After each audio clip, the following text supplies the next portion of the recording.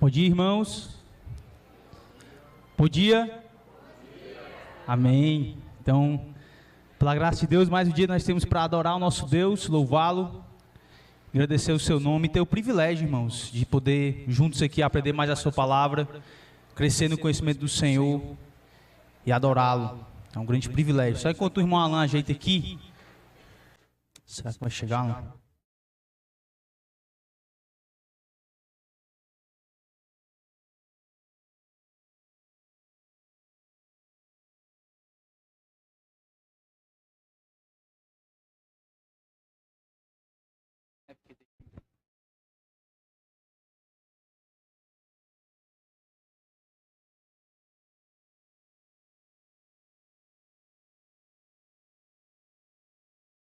Pois são. Enquanto o irmão Alan ajeita aqui, vamos orar mais uma vez, irmãos, por favor. Peço para que vocês curvem sua cabeça e orem juntamente comigo mais um momento para adorar o nosso Deus nesse momento e clamar pela sua graça para aprender mais a sua palavra.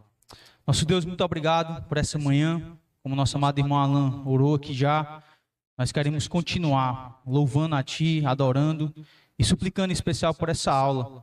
Que o Senhor possa falar aos nossos corações, que possamos estar com expectativa de aprender mais sobre o Senhor. Temos o privilégio de termos a Tua Santa Palavra diante de nós e podermos abrir ela, aprender mais sobre Tua grandeza. E nós suplicamos, Pai, que o Senhor nos dê um coração que anseia por isso. Nos edifica, nos transforma, continua nos moldando a imagem do Teu Filho, para que possamos interpretar corretamente e aplicar corretamente Tua Palavra em nossas vidas, para que o Senhor continue sendo glorificado e conhecido através de nós. É o que nós te pedimos, se manifesta no nosso meio com o poder do Teu Santo Espírito. Amém. Amém.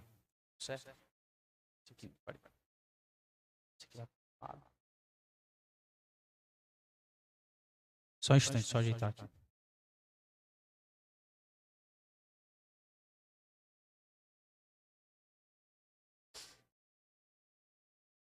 Ok, irmãos, então hoje em especial nós iremos aprender sobre o livro de Obadias. Deixa eu só colocar aqui. F5.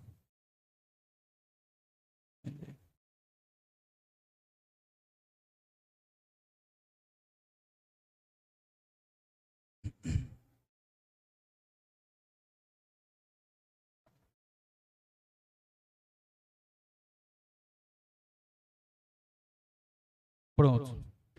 Tá ótimo.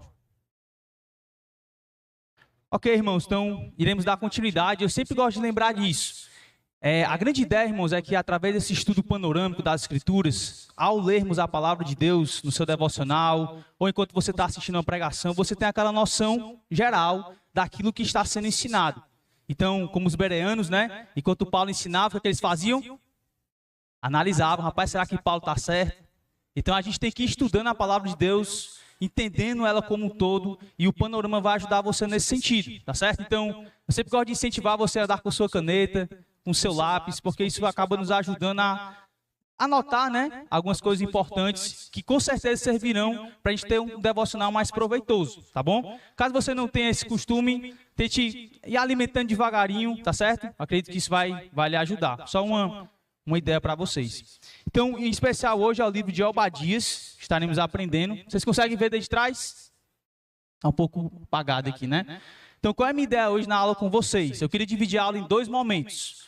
Primeiro momento, a gente vai trazer algumas informações introdutórias, então eu não vou ser tão profundo nessas informações. A minha ideia é que você tenha uma noção geral do livro de Obadias. E o segundo momento, a gente vai dividir para ter uma atividade em grupo, tá certo? Eu dividi alguns líderes aqui na nossa sala hoje e eles vão estar à frente desse grupo para poder ajudar vocês a responder essas perguntas, tá certo? Então, basicamente, a gente vai falar um pouco sobre a introdução do livro, o objetivo do livro, para que o livro foi escrito. Iremos ver um pouco da estrutura, né, como Obadias organizou esse livro, um esboço geral, e alguns pontos teológicos a respeito do livro. Então, tem muitas informações aí, mas minha ideia não é ser tão profundo, mas mais básico, para que no momento da atividade vocês possam se aprofundar, tá bom? Eu gosto de chamar isso de um momento do intérprete, tá certo? Então, fique bem atento agora para que você possa ajudar o seu grupo no segundo momento da aula, para a gente continuar aprendendo mais a respeito da palavra de Deus. Eu trouxe uma frase aqui do David Baker, tá certo? né? Os irmãos aí que entendem inglês. Ele diz assim, ó: a profecia de Obadias é uma poderosa mensagem divina com dois focos. Os que oprimem o povo de Deus sofrerão as consequências e o povo de Deus triunfará. Então, quando você se deparar com o livro de Obadias, você tem que lembrar desses dois pontos importantes. Deus quer mostrar que aqueles que rejeitam a Ele ou são inimigos do povo de Deus, eles sofrerão as consequências por conta disso. Mas o segundo ponto importante é que aqueles que também servem a Deus, eles também serão abençoados. Eles irão triunfar. Você pode perceber quando você lê os profetas menores, as informações ou aquilo que é ensinado é constantemente repetido. Porque eles estão vivendo em um momento de muita dor, de muitas dificuldades. E aí lembra lá de Deuteronômio 28, o povo tinha desobedecido a Deus e estava sofrendo a consequência por conta disso.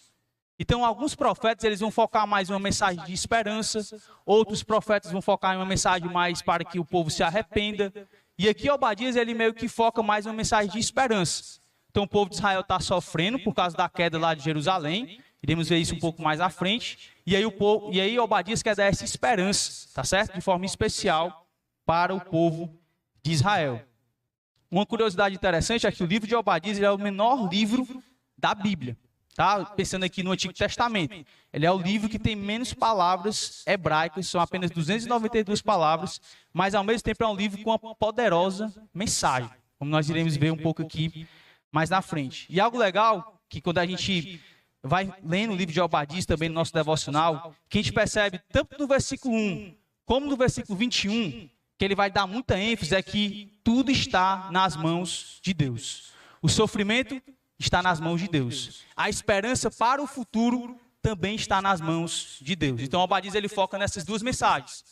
Ei, povo de Israel, lembre de uma coisa: Deus vai julgar aquelas pessoas que estão destruindo vocês. E não se esqueça, Deus vai triunfar. No final, vocês também serão abençoados e restaurados. Deus não esqueceu de vocês. Essa é uma mensagem que Obadias foca bastante.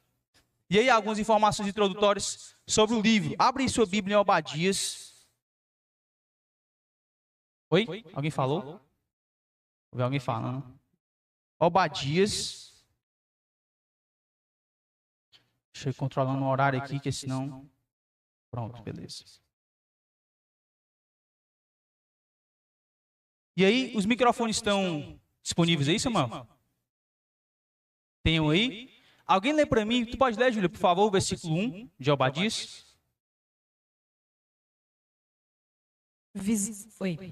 Visão de Obadias. Assim diz o soberano, o Senhor, a respeito de Edom. Nós ouvimos uma mensagem do Senhor. Um mensageiro foi enviado às nações para dizer: levantem-se, vamos atacar Edom. Ok, então aí, nesse primeiro versículo, ele é um pouco diferente de alguns livros proféticos. Porque em alguns livros proféticos nós percebemos o autor dando informações a respeito de reinos, ou de algum rei que está lá em ascensão, ou que está à frente da nação. Mas aqui vocês percebem isso em algum momento? Não tem, né?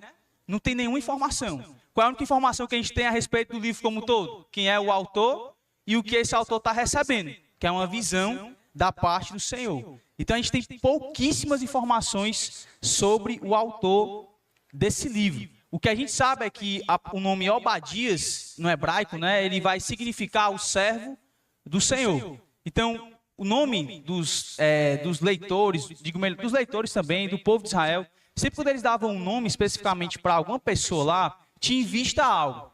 Então, por exemplo, o nome de Obadias significa o servo do Senhor. Então, provavelmente, quem deu esse nome para ele era alguém que servia a Deus. Então, por exemplo, o meu filho é Esdras, o nome dele se chama Esdras. Eu dei esse nome para ele propositalmente, porque eu desejo o seu para que meu filho seja alguém que conhece a palavra de Deus, estuda a palavra de Deus e ensina a outros a palavra de Deus. Então, eu coloquei esse nome nele de forma intencional. Então, no povo de Israel tinha essa cultura ainda mais forte. Então, aqui, quando o nome de Obadias foi dado para ele, provavelmente quem deu foi uma família piedosa. Então, o que a gente sabe, o que a gente pode conjecturar, a grande ideia é que Obadias tinha uma família que amava a Deus, que servia o Senhor, e que ele também provavelmente foi ensinado nos caminhos do Senhor. Então, algumas informações que a gente pode ir lendo, apesar de não ter tantos detalhes, a gente pode ir conjecturando. e subentendendo qual é a grande mensagem que esse autor quer traçar aqui. No computador que está. Pronto, agora vai dar certo. Referente à data. Aqui é um dos livros, irmãos, mais debatidos a respeito de quando foi escrito. Alguém consegue dizer para mim o porquê que é importante sabermos a data de um livro? Ou o período em que ele foi escrito?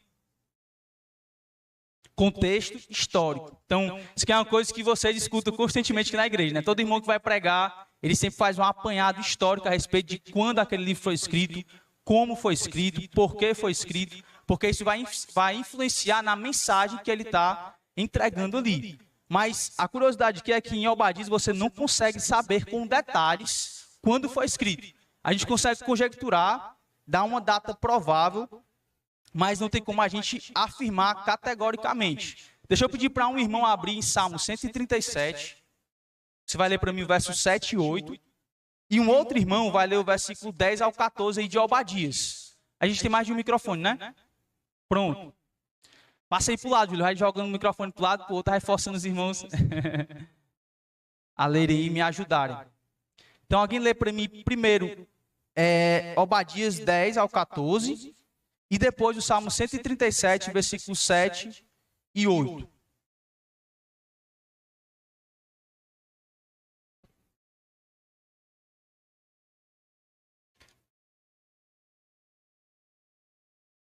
Alguém? E quem é que está com o microfone? Está em Salmos. Tu está em Obadias, Aleph? Está indo para lá agora. Tranquilo. Mantenha sua Bíblia aberta em Obadias, que eu vou pedir vez por outra para vocês me ajudarem aqui na aula, tá certo?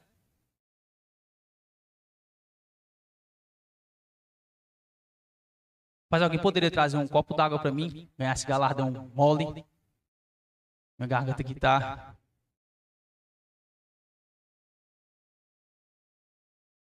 Deu certo, Aleph? Lê para mim, por favor, verso 10 ao 14. Por causa da violência feita a teu irmão Jacó, cobrir-te-á a vergonha, e será exterminado para sempre. No dia que, estando tu presente, estranhos lhe levaram os bens, e estrangeiros lhe entraram pelas portas, e deitaram sorte sobre Jerusalém. Tu mesmo era um deles. Mas tu não devias ter olhado com prazer para o dia de teu irmão, o dia da sua calamidade, nem ter te alegrado sobre os filhos de Judá, no dia da sua ruína, nem ter falado de boca cheia no dia da angústia. Não devias ter entrado pela porta do meu povo, no dia da sua calamidade. Tu não devias ter olhado com prazer para o seu mal, no dia da sua calamidade, nem ter lançado mão nos seus bens, no dia da sua calamidade. Não devias ter parado nas encruzilhadas, para exterminar os que escapassem, nem ter entregado-lhes os que restassem no dia da angústia. Beleza, então antes do Jales ler o Salmo 137, o que foi que a gente conseguiu perceber pela leitura? Foi algumas coisas que o povo de Edom fez com o povo de Israel.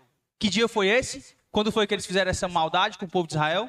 No dia da calamidade. Então o que a gente consegue subentender é que esse dia que Obadias está se referindo é um dia que foi muito ruim para o povo de Israel.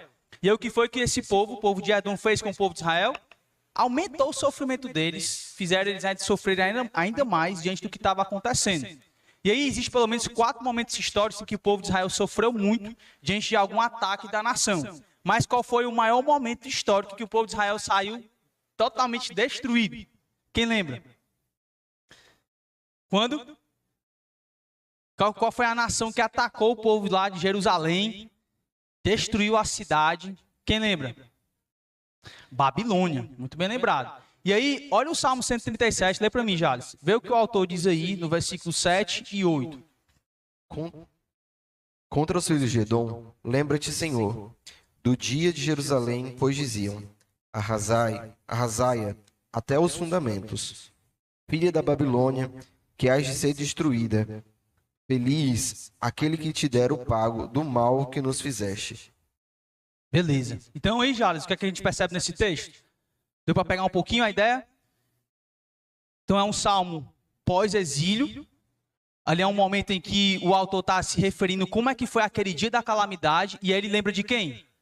De Dom, Senhor, lembra de Edom, esses homens maus, o que eles fizeram com a gente. Então, tanto em alguns textos do Antigo Testamento, como também a tradição judaica, como 1 Esdras 4:45, o livro apócrifo, eles vão dizerem, afirmarem que Edom fez parte, de alguma forma, desse grande dia, em que o povo de Israel foi destruído ali por Jerusalém, certo? Então, a data provável seria, então, no século VI depois de Cristo, porque ali foi mais ou menos em 586, 550, esse primeiro momento em que o povo ali de Jerusalém são atacados e destruídos, e provavelmente durante esse percurso em que Jerusalém está sendo destruída, o povo de Edom chega lá para fazer ainda mais mal contra eles. Já vou explicar para vocês como é que eles fizeram isso, mais ou menos. E aí, como Obadias está escrevendo após o acontecimento, então é um pouco depois do que ocorreu lá no período de Jerusalém, que Jerusalém foi destruído. Tá bom? Deu para entender mais ou menos a ideia? A gente tem que fazer um trabalho de detetive, tentando perceber um pouco os detalhes históricos, o que é que está acontecendo, analisar alguns versículos para poder chegar a uma conclusão, tá certo? Eu espero, irmãos, que esteja ajudando vocês a criar um padrão de como estudar a Bíblia. Então, é muito importante para nosso crescimento como crentes, né? Não apenas ler a palavra, mas ter aqueles momentos também de estudarmos a palavra, nos aprofundar. E eu espero que esteja ajudando vocês nesse sentido. Qualquer dúvida, pode levantar a mão. Quer perguntar, Jales? Antes, eu falei depois, foi? Perdão. Olha como os irmãos estão atentos, só para ver se vocês estão ligados. Obrigado, viu, Jales? E fica gravado aqui, é antes, viu? Não é depois, não. Obrigado. E aí, dando continuidade, a gente viu um pouco alguns pontos introdutórios, quem é um autor, o período que foi escrito, o que é que está acontecendo, e aí vamos para o objetivo do livro. Eu sei que não dá para vocês verem direito daí, né? Deixa eu tentar mostrar aqui para vocês. Edom está bem aqui, ó. Edom, estão comigo? Aqui está no período do reino dividido. Judá no sul e Israel lá no norte.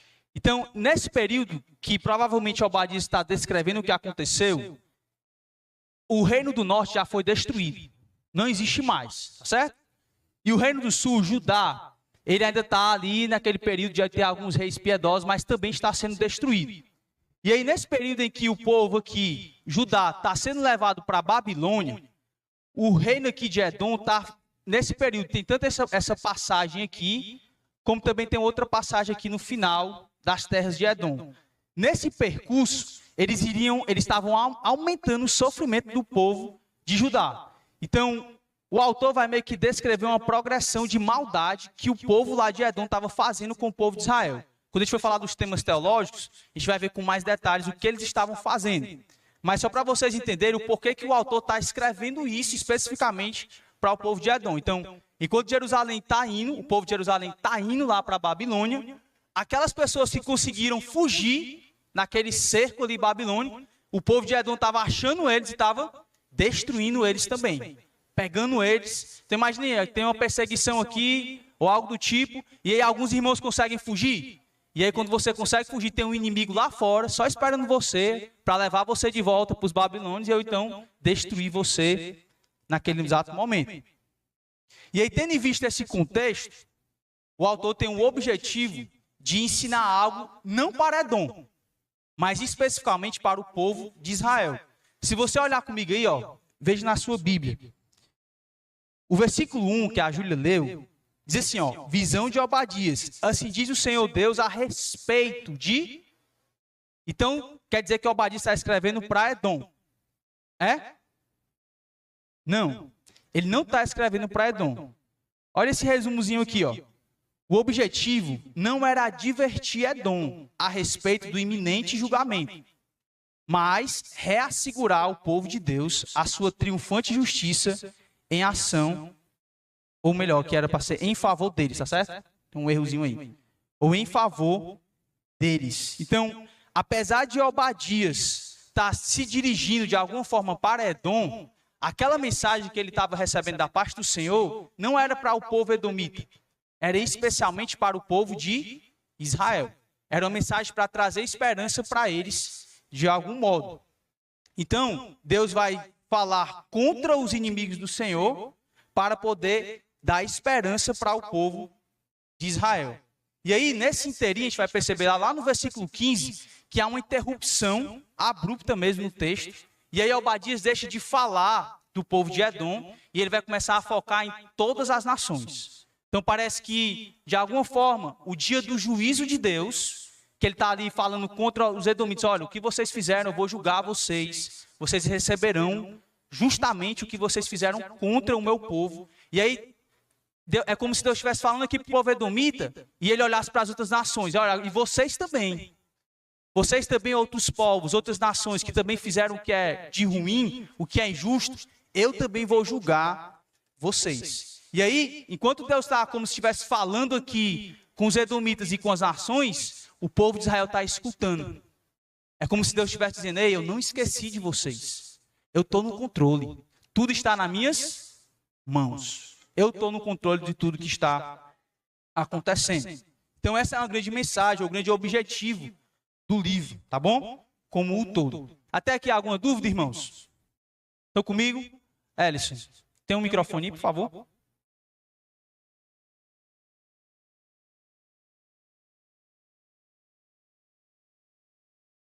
Não, eu acho que é mais em relação à aplicação, né? Aplicação? É, porque tu falou que Deus fala de Edom, né? Do julgamento de Edom, para dar uma esperança, um alívio para o povo, né? Isso. E levando isso para hoje, né? Tipo assim, então eu imaginar que Deus vai castigar uma pessoa, ou vai castigar um povo específico. Isso me dá paz, isso me dá esperança. Isso não... Tu segura isso aí, porque na atividade tu vai responder essa tua questão aí. Eu vou deixar para os momentos dos intérpretes, tá certo? Se vocês não conseguirem, claro, eu vou ajudar vocês, tá bom? Mas excelente pergunta, viu? Muito boa. Rapaz, tu estava lendo as atividades, né? Tu mandou para ele, foi, Samuel? Rapaz, muito bom, viu, Teles? Mas segura aí, a gente vai tentar responder com mais cuidado durante a atividade. Então, vamos pensar agora na estrutura do livro, pensando aqui no esboço geral do livro. Qual é a mensagem, de modo geral, que o autor quer traçar? A Júlia já leu o versículo 1, então não precisa vocês lerem de novo. Mas nesse cabeçalho a gente consegue saber ali quem é o autor e o que é que ele está recebendo. É uma visão da parte do Senhor. E aí o primeiro ponto é que há um chamamento à batalha. Parece que esse poema hebraico, porque Obadias é uma profecia, mas ela é escrita em forma poética. Esse poema parece estar querendo descrever uma batalha. É como se Deus ele estivesse se levantando como um guerreiro para ir contra Edom. Então, parece que Obadias ele quer que você tenha essa imagem na cabeça de um guerreiro forte e poderoso se levantando para ir contra a nação de Edom. Então, o narrador aqui ele vai apresentar aquele que fala, ou seja, o próprio Deus, o Deus de Israel, e a nação contra quem pediu que o seu povo se junte a ele. E ele também pede para que a nação se junte a ele nessa batalha. Então, o cabeçalho e o versículo 1 vai explicar justamente isso. Então, quando você está lendo ali, fazendo seu devocional, tentem pegar esses pontos para que você possa entender a mensagem como um todo. Então, o autor traz uma introdução para que você entenda o corpo da mensagem. E aí, no corpo da mensagem, a gente vai ver o autor agora se dirigindo especificamente contra Edom. Vocês podem perceber que Edom era o povo de Edom, né, era um povo muito orgulhoso. Alguém sabe qual é a ascendência do povo edomita? Esaú, muito bem lembrado. Então, lembra que lá desde o ventre já havia essa batalha, né, entre Esaú e Jacó.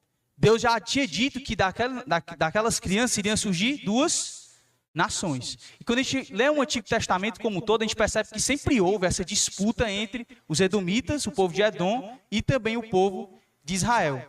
E aí, aqui, chegando em Obadias de modo especial, por conta dessa calamidade que eles aumentaram, por conta desse sofrimento que eles aumentaram nesse período, agora Deus vai julgar a nação de Edom e responsabilizá-los pelo maltrato que eles fizeram com o povo de Israel. Só para vocês entenderem o porquê que essa nação era tão orgulhosa, eu trouxe essa imagem aqui, não sei se vocês conseguem captar aí.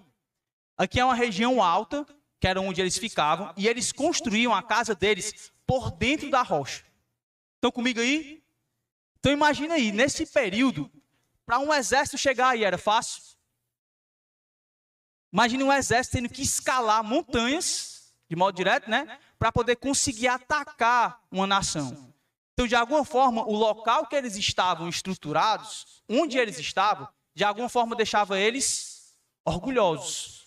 E aí o que Deus vai dizer para eles é: ei, lembra aí, Edom, que quanto a mim, você pode estar no local mais alto do universo. Eu vou chegar lá e eu vou destruir você. Então eles estavam se apoiando no local onde eles moravam. A segurança deles, o local que eles estavam, trazia essa falsa segurança para eles. Então era um povo que era cheio de orgulho e muita vaidade também por causa do local que eles estavam inseridos. No verso 11 e 14, já leu.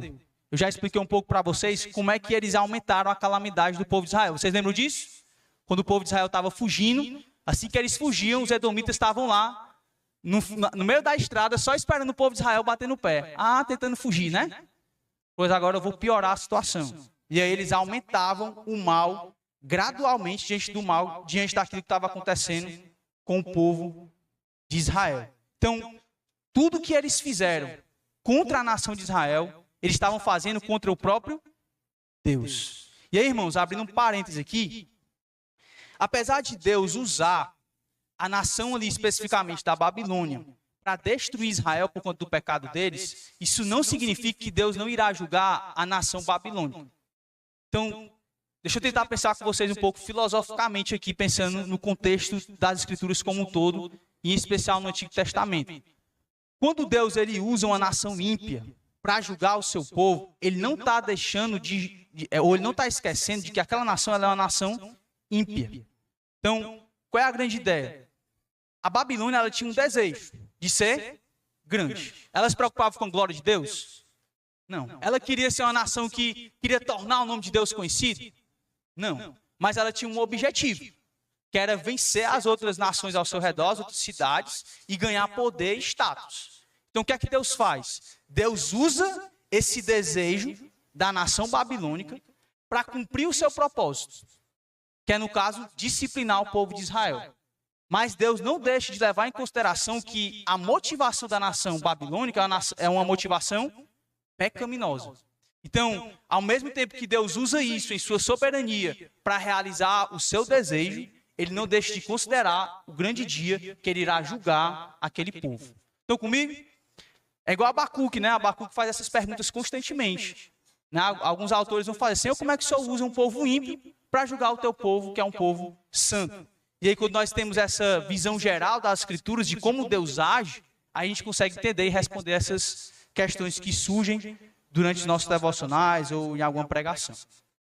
E aí, por último, o último ponto da mensagem de Obadias é a respeito das nações e Israel. Então, o dia do juízo não será apenas para Edom, mas para todas as nações. Alguém lê para mim o versículo 15, por favor, do versículo 15, né, de Obadias?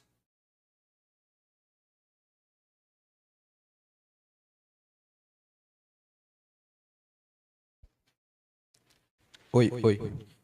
Porque o dia do Senhor está prestes a vir sobre todas as nações, como tu fizeste.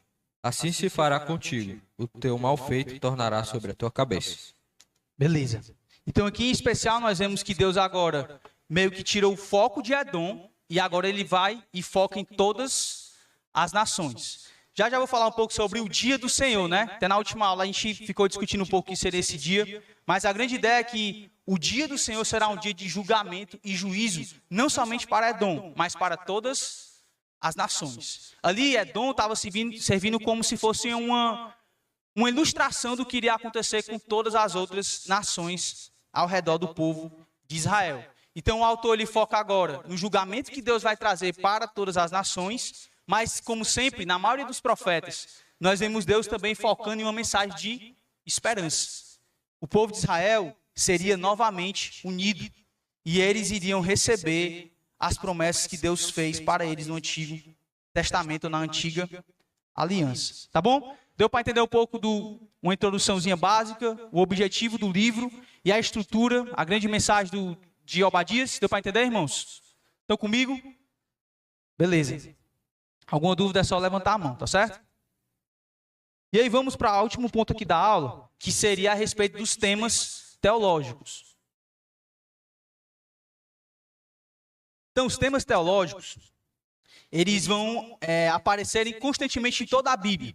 E aí, sempre quando você se deparar com um tema, é muito importante que você compare aqueles versículos com outros textos da Bíblia. Não dá para a gente fazer isso aqui em todos esses pontos, mas só uma dica para os irmãos enquanto estudam as Escrituras. E é um tema importante que aparece no livro de Obadias, tanto no começo do livro como no final do livro, é o senhorio e a soberania de Deus. A Júlia já leu o versículo 1 e a gente vê o próprio Deus abrindo, né, falando com poder, com autoridade, aquilo que iria acontecer. Então, de alguma forma, nós vemos o que da parte do nosso grande Deus? Que Ele é um Deus que tem autoridade, que Ele é um Deus soberano, que aquilo que Ele está dizendo que vai acontecer, vai acontecer. Então, nós temos essa abertura no livro. E aí, no versículo 21, vou pedir para alguém ler para mim, nós vemos o livro de Obadias terminando da mesma forma, mostrando a autoridade e o senhorio do nosso grande Deus triuno. Olha aí comigo, alguém lê para mim, por favor, versículo 21 de Obadias. Salvadores hão de subir ao monte Sião, para julgarem o monte de Esaú, e o reino será do Senhor. E o reino será do Senhor. Tudo que Deus está fazendo envolve a glória do seu próprio nome. Então nós vemos Deus, Ele revelando a sua grandeza e o seu poder enquanto está falando. Enquanto Ele está dizendo o que irá acontecer. E aí Obadias foca muito nesse tema enquanto ele está escrevendo. Um outro tema importante, teologicamente falando, é a restauração de Israel. Então, como eu falei para vocês, a maioria dos profetas vai dar foco, em especial, nesse assunto. Alguém lê para mim o versículo 18 e 19 de Obadias. A casa de Jacó será fogo, e a casa de José chama, e a casa de Esaú restolho. Aqueles incendiarão a este e o consumirão. E ninguém mais restará da casa de Esaú, porque o Senhor o falou. Os de Neguebe possuirão o monte de Esaú, e os da planície aos filisteus. Possuirão também os campos de Efraim, e os campos de Samaria e Benjamim possuirá a Gileade. Ok. Então, o que é que Deus está falando aqui? Quando ele fala a respeito da casa de José, é porque José ele foi aquele que as tribos lá, Manassés e Efraim, foi por conta dele. São os dois filhos dele. Lembra disso?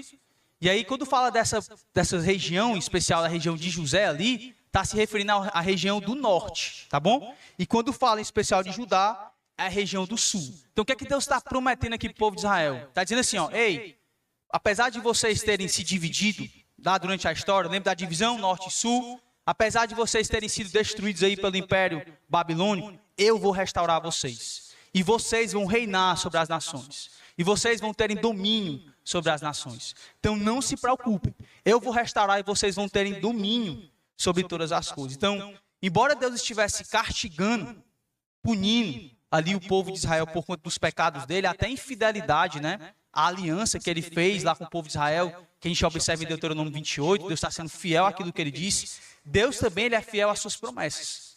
Então Deus fez uma aliança com o povo de Israel, de algum sentido incondicional. O reino, ou o rei viria da descendência, da ascendência do povo de Israel. Deus está cumprindo as suas promessas e ele já começou a cumprir hoje essas promessas. Deus, na primeira vinda de Cristo, ao enviar o seu Filho, ele já começa a realizar essas promessas de um reino que viria futuramente. Então lembra, o finalzinho que a Clara leu, o reino será do Senhor. Esse reino já começou. Cristo já começou a reinar e está reinando no meio de nós. Nós estamos aguardando então, irmãos, um dia pleno, a plenitude desse reino. Que Jesus vai vir, vai colocar os seus pés sobre o Monte Sião e ele vai reger todas as nações com o cetro de ferro. Isso será fisicamente. Nós ansiamos por isso. Estaremos aqui com corpos glorificados, servindo o nosso Senhor e Cristo reinando com justiça e equidade todos os povos. Então, enquanto Deus traz uma mensagem de julgamento para o povo de Israel, também traz uma mensagem de restauração. Isso é um ponto teológico que vocês podem observar enquanto leem os livros proféticos. E por último, nós temos aquele famoso tema, que é o dia do Senhor. Então, lá no versículo 15, que já foi lido também, o texto vai dizer, né? Porque o dia do Senhor está prestes a vir. E a grande pergunta é, que dia é esse? Porque enquanto a gente lê o Antigo Testamento, a gente observa que em vários momentos Deus fala, o dia do Senhor está chegando. Esse é o dia do Senhor. Na próxima aula a gente vai ver Sofonias. E eu vou tentar explicar com mais detalhes para vocês o que seria esse dia do Senhor. Mas a princípio, o que eu queria deixar claro para os irmãos é que esse dia especial ele é um dia escatológico. Certo?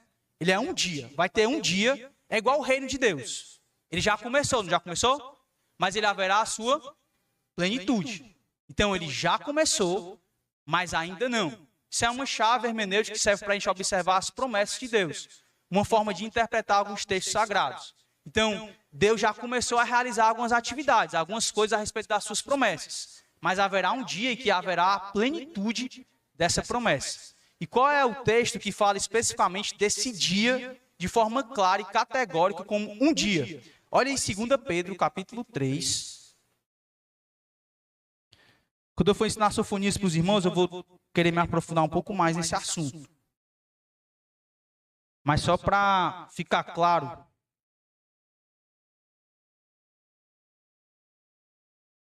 Segunda Pedro, capítulo 3. Olha comigo o versículo 12. Então, capítulo 3, o autor está descrevendo o dia em que a terra ela vai ser consumida ou purificada pelo fogo, tá? E aí o texto vai descrevendo que todos os elementos da terra, e eu acredito que são os elementos que estão sobre a terra, tá? Eles serão purificados por esse fogo. Segura essa informação aí, tá? Já que a gente vai aplicar em outro texto. E aí lá no versículo 12 e 13 diz assim: esperando e apressando a vinda de Deus. Então eu creio que essa vinda de Deus se refere também a esse dia do Senhor. Por causa dos céus incendiados serão desfeitos e os elementos abrasados se derreterão. E aí o texto vai dizer, nós, porém, segundo as suas promessas, esperamos novos céus e nova terra nos quais habita justiça. Então eu sei que alguns irmãos aqui veem que esse dia vai ser o período ali dos 7 anos, né? E aí vocês podem perceber, irmãos, que vai ter algumas divergências, às vezes, em alguns textos, de como os irmãos interpretam. Não são divergências primárias, são algumas coisas secundárias que não afetam a nossa interpretação como um todo da Bíblia, tá bom? Então, só para os irmãos ficarem cientes a respeito disso. E aí, nesse sentido aqui, o que eu entendo é que esse dia do Senhor, a plenitude será nesse dia que Pedro está descrevendo aqui. Então, vai haver um dia específico em que Deus vai derramar a sua ira e vai julgar todos os povos.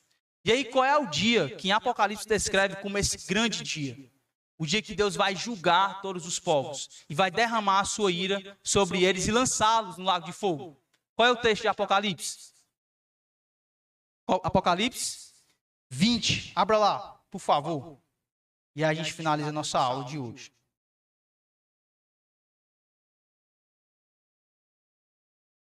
Apocalipse capítulo 20.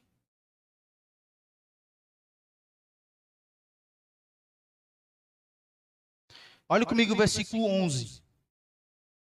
Então, João vai descrever assim: vi um grande trono branco e aquele que nele se assenta, de cuja presença fugiram a terra e o céu, e não se achou lugar para eles. Então, eu creio que o que João está descrevendo aqui é o que Pedro fala também da terra que foi lá consumida pelo fogo. Então, a grande ideia, em alguns textos do Antigo Testamento também vai descrever isso. É como se Deus fosse chegando e com sua santidade, irmãos, a terra se derrete diante da presença dele. É um dia de julgamento final. Então eu sei que durante a história teve dias que apontavam para esse dia final. Mas esse dia aqui que João descreve, ele vai ressuscitar todos os mortos, os ímpios especificamente. Eles vão ter um corpo glorificado, não um corpo como o de Cristo no sentido de sem pecado ou algo do tipo, mas um corpo potente. Porque o texto descreve lá no versículo 14 e 15 que esses homens eles serão lançados no lago de fogo e eles sofrerão por toda a eternidade. Então tem que ser um corpo potente para suportar esse momento específico de dor e sofrimento por causa dos pecados deles. E aí esse é o dia pleno do julgamento e do juízo de Deus. É tanto que quando acaba esse dia, o que é que Apocalipse 21 vai dizer? Vi novos céus e nova terra. Justamente o que Pedro lá fala no capítulo 3. Então, após ele descrever a terra sendo consumida sendo purificada pelo fogo diante dessa presença de Deus.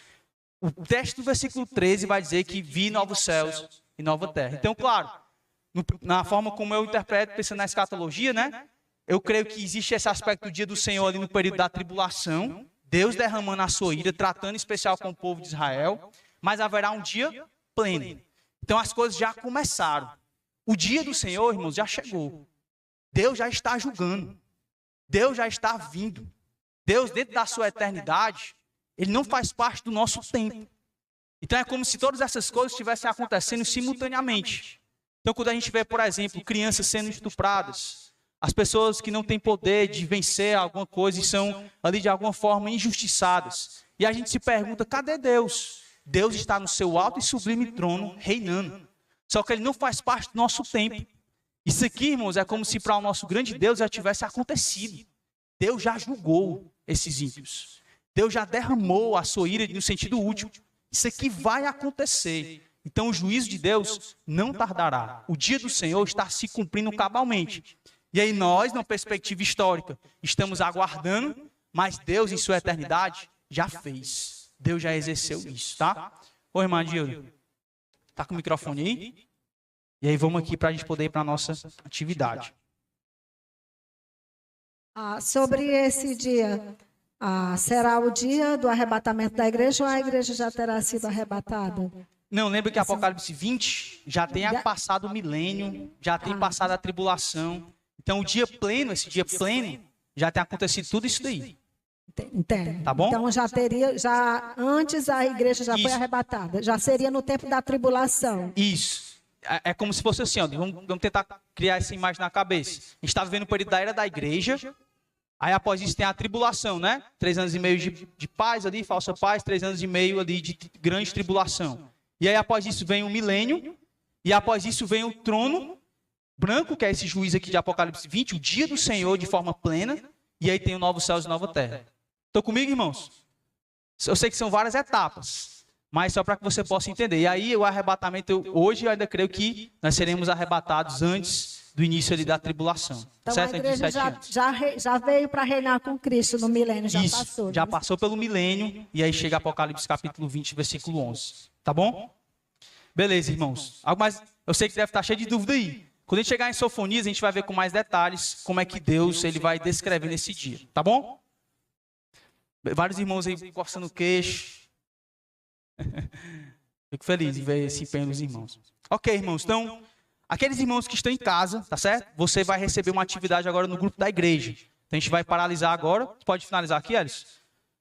Vai finalizar lá, né? A gente vai paralisar agora a gravação. Você vai receber uma atividade para poder você fazer em casa junto com sua família. E aí, os irmãos que estão aqui, a gente vai dividir. Tem quantas pessoas, Samuel? 50 pessoas. Então, são 5 grupos de 10. Tá certo? Então, eu vou pedir para os irmãos, os líderes, vocês se posicionarem em cantos, nos cantos daqui, né? Da igreja. Então,